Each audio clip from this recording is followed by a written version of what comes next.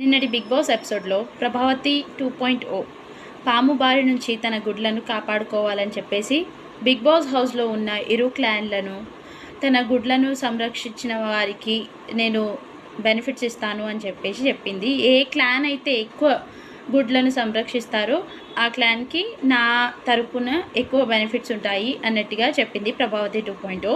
So ఆ game part of the గేమ్లో ఇద్దరు టీమ్స్ కూడా అగ్రెషన్తో ఆడినట్టే అనిపించింది. ఎవరు కూడా సంరక్షించే ఇంటెన్షన్ కాకుండా కొట్లాడుకోవడమే ఎక్కువగా అనిపించింది. వాళ్ళని వాళ్ళు తోసుకోవడం, ఒకరినొకరు తోసుకోవడం, ఫిజికల్ అవ్వడం.